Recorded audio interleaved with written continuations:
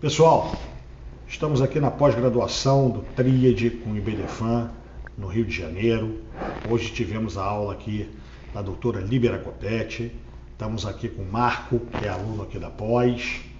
Para quem não me conhece, eu sou Luiz Cláudio Guimarães, sou coordenador aqui do curso da pós-graduação de Família e Sucessões. E na aula de hoje, a Líbera trouxe questões referentes à união estável. Que a união estável, assim, e aí Líbera e Marco, vamos começar aqui o nosso bate-papo, mas para mim, a união estável hoje é uma das grandes dores de cabeça que nós temos. Porque, assim, a união estável ela é fática, muitos até dizem, trazem lá a nomenclatura, é fato jurídica, e aí nós temos aquela questão assim, que é literalmente a questão da vontade, porque para mim o que marca efetivamente a união estável é a vontade de constituir família.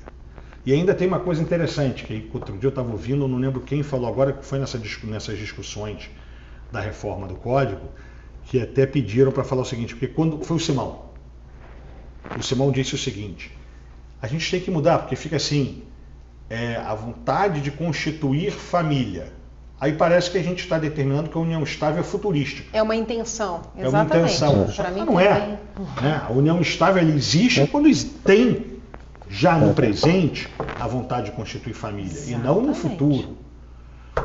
Então, exatamente. Não, perfeito. Hoje eu estava até brincando, conversando com os alunos, eu falo, olha, eu vou falar hoje de união instável, A gente falei bastante da união instável, Porque a gente não tem uma segurança jurídica efetiva em relação à união estável, A gente tem os requisitos do 1723, Então eu tenho uma união pública, contínua, duradoura, com a intenção de formação de família, que é a redação do 1723.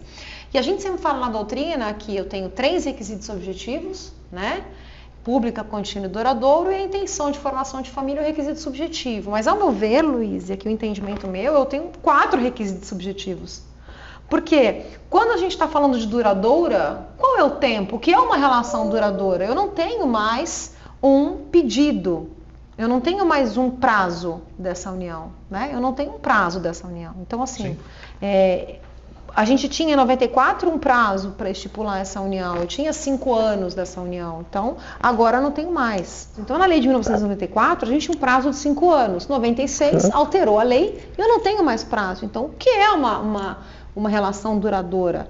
O que é uma relação de continuidade? Então, a gente tem esses elementos que, ao meu ver, também carregam uma subjetividade, E quando a gente fala da definição de união estável, eu já expliquei para eles na aula que é reconhecido como um ato-fato jurídico, pela grande maioria da doutrina e pelo próprio STJ.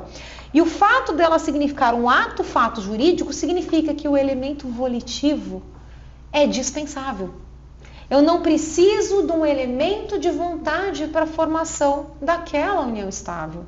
E essa é a grande complexibilidade, Luiz? Que a gente que atua no dia a dia, a gente se depara com situações de que a parte, eu não estava em união estável, eu jamais quis união estável, não era a minha intenção, eu não tinha a intenção de formação de família. E a outra parte diz, não, nós tínhamos união estável, e essa é a grande questão. Então, a gente discutia esse elemento de vontade. Mas o que eu vejo é que a gente está um pouco amarrado nesse elemento de vontade justamente pela essa concepção de que eu não dependo da vontade para que essa união estável ela exista. Eu dependo da presença desses 4 requisitos, A publicidade, a continuidade, a estabilidade e essa formação de família. E justamente o que você falou, há um equívoco redacional que não é a intenção. A mera intenção, eu vou ter relações que não vão ser relações jurídicas protegidas. Então, eu vou ter um namoro, eu vou ter um namoro qualificado, eu vou ter um noivado, que são relações fáticas e que não vão produzir efeitos, certo? Então, ali eu tenho que ter um estado de posse de casado, eu tenho que me comportar como uma relação familiar, uma relação em que eu me comporto socialmente, que eu sou reconhecida socialmente como um casal parental, Essa é a grande questão, mas ela tem muita estabilidade, muitas questões. E aí eu, dentro dessa temática que a gente viu dentro da aula, eu me coloquei numa posição de enxergar que a gente tem um nível de insegurança jurídica muito grande dentro da união estável. E aí a questão é como lidar com essa insegurança, né? Principalmente com relação aos direitos que vão ser oriundos dessa relação, até porque hoje a gente tem a união estável sendo quase um paralelo do casamento, né? Como lidar com essa insegurança em relação a esses direitos e também para os fins sucessórios, né? Como é que a gente vai lidar com essa situação no dia a dia da nossa advocacia, do atendimento ao cliente, né? Da nossa responsabilidade em indicar soluções que podem estar sujeitas a várias intempéries, vários entendimentos. Exatamente, E a gente ainda tem um problema que é curioso, assim. Quando se busca a contratualização nas questões de família, muita gente vem, joga pedra, discorda, diz que não pode. Se você vai para a área patrimonial sem ser atinente ao direito de família, não tem problema nenhum, né? Você faz, coloca cláusulas diversas, se discute. Na área do direito de família, você contrata e muitas vezes você está ainda sob o risco da interpretação do contrato. Com certeza. O magistrado vai chegar lá, depois, se tiver algum litígio, vamos interpretar qual era a verdadeira vontade de João e de Maria, ou de Maria e Inês, ou João e Pedro. Então a gente tem essa dificuldade, porque assim, eu sou muito adepto à contratualização e à responsabilização do direito de família. Eu lembro assim, por exemplo, a gente está falando da união estável, mas como a Líbera colocou muito bem, a gente tem a questão que, às vezes, uma relação que para muitos ela é exteriorizada como uma união estável e, na verdade, para aqueles partícipes é um namoro. Porque eles não querem constituir família. A diferença é muito tênue, né? Eles um juntos, um dorme na casa do outro de vez em quando, eles saem, às vezes até podem ter, que é comum, ter uma conta conjunta ali para o dia a dia deles. Então, vamos fazer uma viagem, aí ela saca, ele saca, ou tem um cartão de crédito. E isso não quer dizer que isso é uma união estável. Isso pode ser um namoro. Aí eu lembro lá atrás, muita gente criticava os contratos de namoro. Falavam até que o contrato de namoro era a primeira prova da existência de uma união estável. Ou que era inexistente, né? Alguns ainda defendem. E aí eu lembro do saudoso Zeno dizendo o seguinte: meu amigo, não tem problema nenhum. Se o contrato de namoro apresenta todos os pressupostos que são exigidos para um contrato, ele é um contrato de namoro. E naquele momento ele está dizendo que aquela relação é um namoro.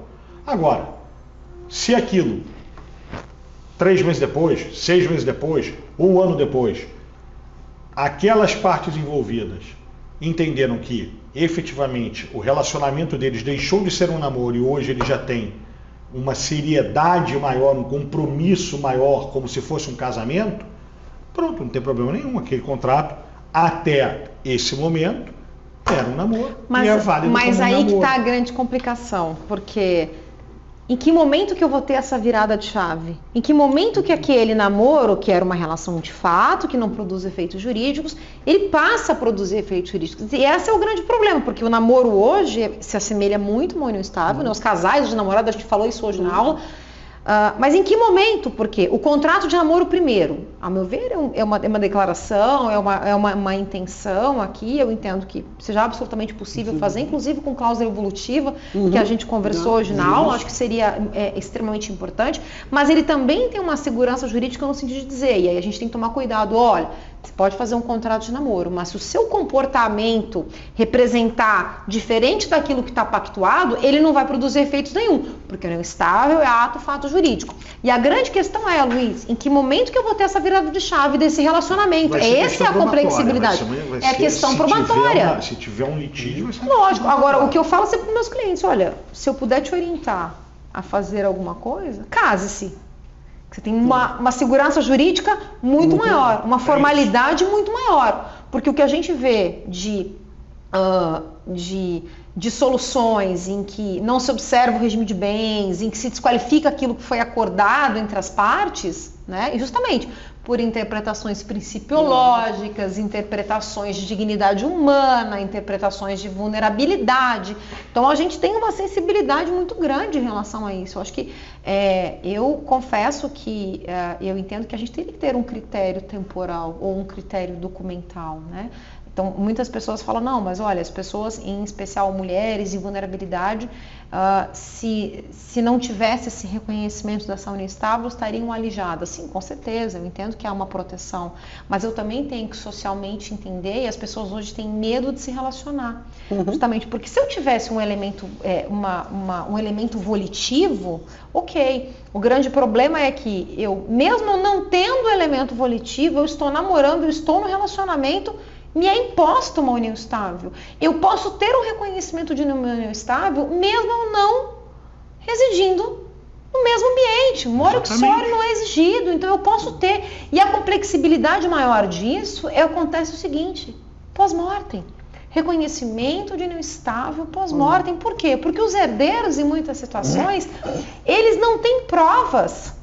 Eles não têm provas para que possam, eles não têm, né? Então é muito difícil a gente... Qual era a vontade? Qual era a vontade daquela pessoa naquele momento, né? Ela é desqualificada, vai se analisar basicamente questões fáticas, provas ali naquele momento para se atribuir. Tem direitos ou não tem direitos? E isso vai trazer uma série de consequências, inclusive direito real de habitação, né? Eu tenho consequência de direito real de habitação, cônjuge é ou não herdeiro necessário. O STJ decidiu pela inconstitucionalidade de 1790, mas também não disse se é herdeiro ou não é. Mas o que os tribunais vêm aplicando? Que o companheiro é herdeiro. A gente pode ter uma mudança aí. Mas isso tudo, a gente sempre está assim, muda-se uma legislação, mas a gente tem uma jurisprudência que sempre acaba, né, transformando e interpretando. E essas são algumas inseguranças jurídicas. Então, aquilo que você falou, remetendo ao que você falou no começo, o que a gente tem que fazer para o nosso cliente? Eu acho que o mais importante é a gente trazer esse conhecimento. Falar, olha, isso vai te trazer consequências. Esse é o melhor caminho. Olha, isso realmente, você vai se relacionar, existem esses perigos e existem essas consequências. O que é melhor, então? Pactuar, contratualizar, eu ter um casamento? O que é melhor nesse momento? Ou até mesmo nem ter a relação, né? Então, o que é dentro dessa situação? Acho que o advogado ele tem essa função principal de explicar, porque muitas vezes as pessoas ainda acham que para eu ter união estável eu ainda preciso ter contrato. Tem muitas pessoas que procuram e falam, não, mas eu não tenho 5 anos. Desde 1996 você não tem mais o requisito temporal de 5 anos. E a gente fica nessa instabilidade, e é o que você falou, vem a legislação e tem a interpretação dos tribunais. Mas isso na nossa sociedade teve que acontecer porque uma mudança legislativa... demora muito. Então, na verdade, quem vem aplicando, né, e trazendo assim um pouco de paz para os anseios da sociedade, efetivamente tem sido os tribunais, né? Através das teses, aí vamos levantar nossa bola, né? Que nós, advogados, criamos e levamos, né?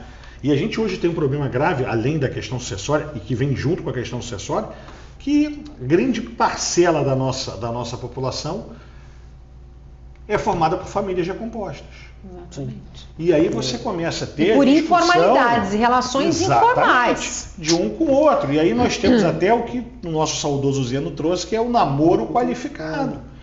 Né? Porque é aquilo que você falou. Imagina, você vai chegar para um cara hoje de seus 70 anos, ele se divorcia, passa a namorar alguém, mas ele já fica preocupado, e você vai chegar para ele e vai falar, a melhor coisa para você, meu amigo, é não namorar. Fica em casa, sozinho, vendo TV, mas não se relaciona com ninguém, porque você pode estar constituindo uma família sem saber que está.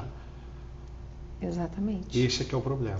E o que eu vejo assim é que, mesmo quando você ainda tem a iniciativa de contratualizar, você ainda pode sofrer interferência do Estado e dizer, em minha interpretação, é essa. Não, a gente concordo, vai ser diferente. E a gente viu na aula que a gente tem limites, né? A doutrina entende que normas de solidariedade eu não posso renunciar, eu não posso contratualizar, então normas de solidariedade eu não posso discutir. Então eu tenho limitações. Há normas em que se refere, a gente falou do enunciado, né, do Conselho de Justiça Federal, então eu tenho normas de solidariedade, questões relacionadas à liberdade, à igualdade, à dignidade da pessoa humana. Então, quais são os limites dessa cláusula? Isso tudo entra dentro de contratualização, do direito de família, né? A gente estava até falando, né, Luísa? A gente começa a falar de um assunto, a gente falou na aula de casamento e união estável, né? Em relações paralelas. E a gente acaba puxando para todos, a gente acaba puxando para contratualização, vem tudo, né? Vem, porque está tudo interligado. Na sua aula em São Paulo, que aqui no Rio foi ministrada pelo Conrado, a questão dos princípios.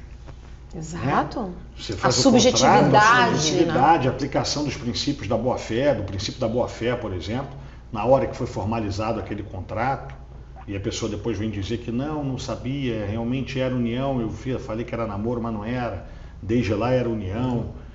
Né? Então a gente tem que... É um campo literalmente minado. Completamente minado. É um campo minado. O campo das relações interpessoais são um campo minado. Eu até falei para os alunos, eu falei, olha, eu vou dizer uma coisa para vocês. Quem está estudando, quem estuda, se dedica ao direito de família e sucessões, vai sempre ter um campo repleto de trabalho, porque briga de família, né? A gente desde Caim e Abel, né? Eu falei até hoje, a gente sempre vai ter. Então, e justamente isso, e porque é carregado de subjetividade. Sempre vai ter esse carregamento de subjetividade, ainda mais nesse tipo de relação. A gente vê uma certa estabilidade dentro da relação casamento e dentro das interpretações, mas dentro das uniões estáveis, justamente por essas questões subjetivas, acaba me abrindo um campo muito maior de interpretação e que causa essas inseguranças jurídicas. Né? Casamento, nós temos o regramento, né? Formalidades e aí a gente, efetivamente, a segurança fica maior. Com certeza.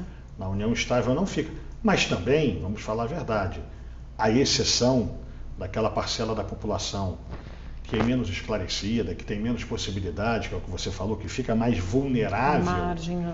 Tudo bem. Mas quando não é essa parcela, a gente também tem que lembrar o seguinte, as pessoas optaram por aquilo. Né? Eu acho que a gente também tem que chamar a responsabilização às escolhas que são feitas. Porque é muito fácil, você vive uma união estável, às vezes sem nenhuma contratualização, aí depois você vem reclamar, mas se fosse no casamento, eu teria concessões diferentes, eu teria mais segurança.